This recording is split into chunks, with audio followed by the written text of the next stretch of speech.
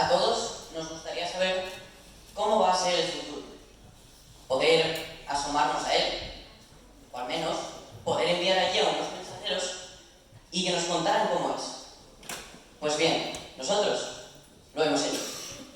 Recién llegados desde el ya no tan lejano 2080 en el DeLorean, Marty McFly y Doc Emmett Brown. Un fuerte aplauso.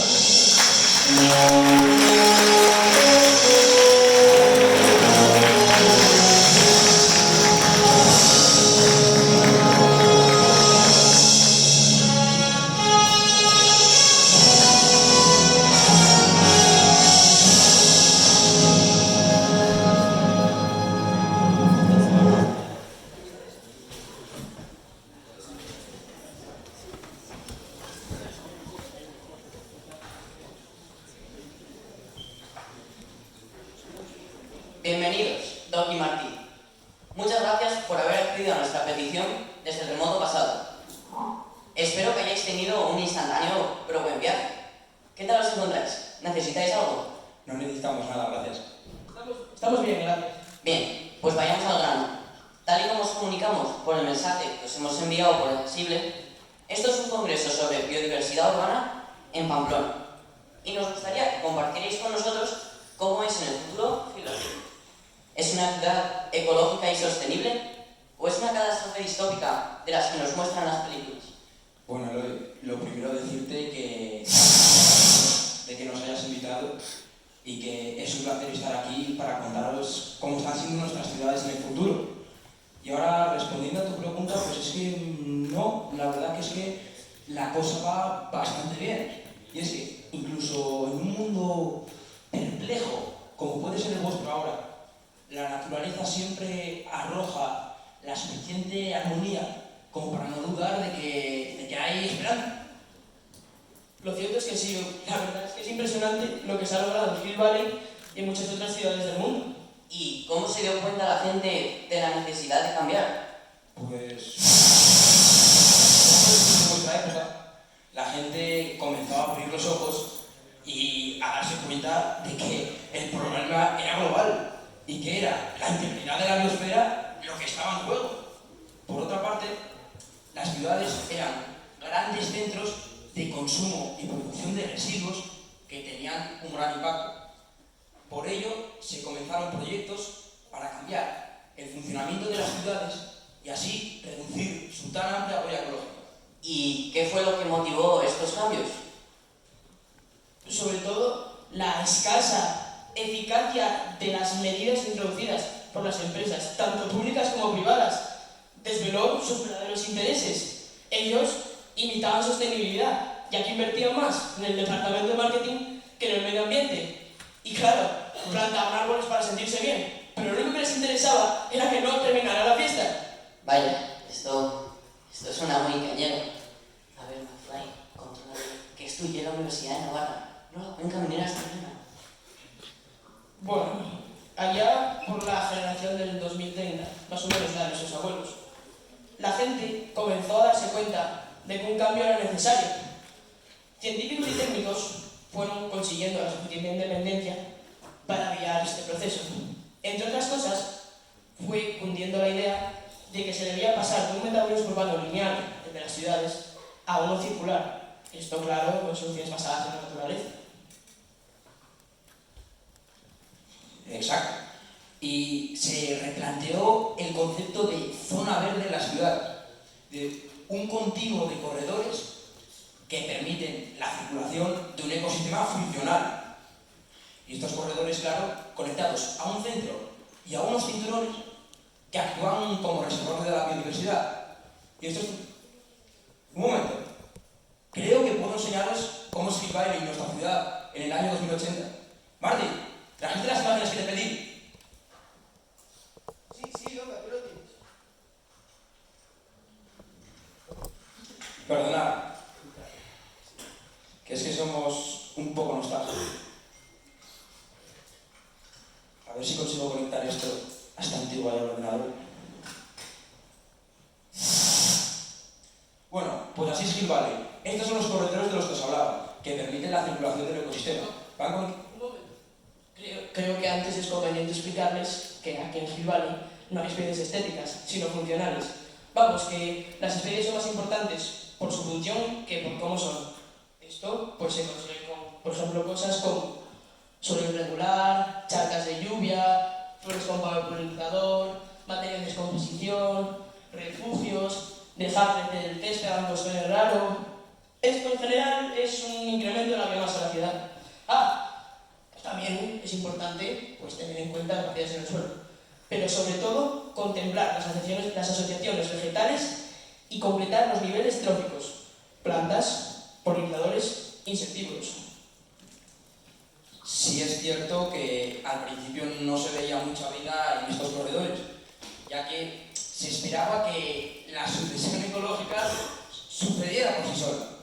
Pero ahora, en el 2080, gran parte de estos sistemas están en climas o en fases cercanas al mismo, gracias al método que se adoptó de no intervención directa, pero en el que sí se supervisa el desarrollo. ¿Y qué papel jugaron los cinturones verdes? Bueno, construimos cinturones verdes que rodeaban la ciudad que conectaban distintas zonas verdes a pues, las zonas verdes y los cinturones, los corredores, que estaban dentro de la ciudad. Esto mejoró las relaciones entre sí, ya que el cinturón exterior funcionaba como fuente de biodiversidad. Aún en el caso de que se consiguiera activar en la ciudad cierta funcionalidad como ecosistema, formaba parte de algo mucho más grande. Exacto, porque la principal barrera para la biodiversidad no eran las ciudades, sino, irónicamente, las grandes extensiones de campos de cultivo, ya que la agricultura industrializada monocultivo reducía la biodiversidad a niveles mínimos, incluso aún menos que en las ciudades. Por eso era necesario cambiar la forma en la que gestionábamos la agricultura. ¿Y qué medidas se tomaron en el campo? Bueno, lo primero que se hizo fue eliminar los productos químicos de síntesis, optando por un control biológico, esto pues soltando los depredadores naturales de las plagas. Luego también, respecto a los cultivos, se redistribuyeron en mosaicos, además de que se crearon corredores en bandas silvestres. Esto en general creaba una red heterogénea. Y utilizamos inteligencias artificiales para distribuir dinámicamente los cultivos teniendo en cuenta varios factores. Sí es cierto que al principio hubo pérdidas económicas debido a la menor eficiencia de este sistema respecto al anterior, pero el gobierno lo tuvo en cuenta y dio ayudas a los agricultores hasta que se estabilizó el mercado, aunque claro, todo esto supuso cierto cambio social. ¿Y entonces cómo se adaptó la sociedad a estos cambios? Pues al principio mal. Mal porque costó convencer de que una fruta pequeña y arrugada podía ser más nutritiva y más sana. También nuestra generación y la anterior terminó con lo que se podría llamar cultura del asco. Esto es básicamente atribuir a los insectos y animales pues peligro o que son feos. Eliminar esta cultura del asco permitió pues, que los insectos y animales se integrasen mejor en los ecosistemas urbanos. Y la conciencia sobre el reciclaje y la separación de residuos se volvió algo común. Sí es cierto que cuesta reutilizar, pero sin embargo lo más difícil es reducir el consumo, aunque supuso que a esto ayudaron las multas por sobrepasar el cupo de basura. En los colegios, además de los consabidos cursos sobre reciclaje y nutrición, se impartieron otros sobre estética, valor ecológico, además de connaturalización. Vamos, que las chicas y los chicos del futuro son gente bastante curtida y curada de espantos. Pues me ha extrañado bastante que no hayáis compartido con nosotros alguna sorpresa tecnológica. No sé, algún logro de la ingeniería genética, de la inteligencia artificial. Bueno, Eloy, te recuerdo que accedimos a venir con la condición de no desvelaros lo que naturalmente os corresponde esperar. No os vamos a contar si, no sé, ha pensado sobre el coche inteligente o qué tal ha ido la misión tripulada de Marte. Hombre, sin salirnos del tema, sí que podemos hablar de lo de los ecosistemas inventados. Y es que el caso es que la realidad del cambio climático, de las especies invasoras, modificaron el valor del autóctono. Y por otra parte, los avances en biotecnología y ecología permitieron comenzar a reformular los ecosistemas intercambiando especies con valor ecológico parecido. Sí es cierto que esto en nuestra época todavía está en fase de ensayo-acierto y ensayo-error, pero es probable que en un futuro no muy lejano sí seamos capaces de editar los ecosistemas. Pues sí, empieza a dar un poco de vértigo, pero se nos acaba el tiempo y quizá alguien del público quiera haceros algunas preguntas.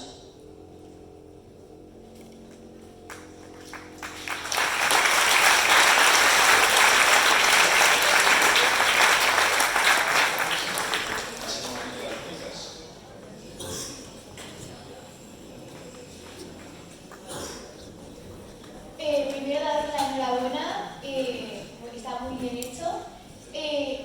Os voy a hacer una pregunta que no tiene mucho que ver con el tema, pero porque me parece que lo habéis dejado muy claro. Yo quería preguntaros si los dibujos los habéis hecho vosotros.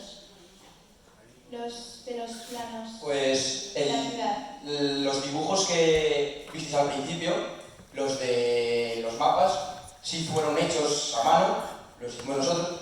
Es obvio que algunas imágenes las sacamos de Google, por ejemplo estas, pero sí, muchas de las diapositivas que visteis las hicimos nosotros.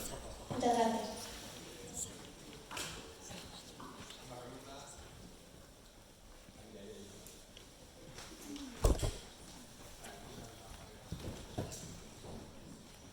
Muy buenas, pues muy original. Ya que venís del futuro, ¿quién ganó la Champions de 2000? Era una broma. Bueno, como te hemos dicho, no te podemos contar lo que te corresponde esperar, pero una pista fue Madrid.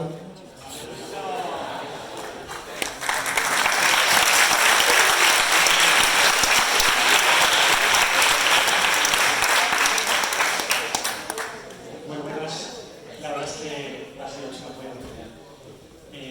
Yo soy de la época de, bueno, cuando salió la película, la primera, y en fin, no sé si lo que habéis contado es realmente el futuro o está ya en marcha, es 2080 o ya esas ciudades están en algún sitio. Gracias. Más que estar en una ciudad todo, son cosas que están en proceso, son distintas medidas pues, que se van poniendo en marcha. ¿Quieres contarlo tú? Y además decimos que la mayoría de estas medidas se pusieron en marcha allá por el 2030, o sea que todavía quedan unos años. Muy bien, muchas gracias.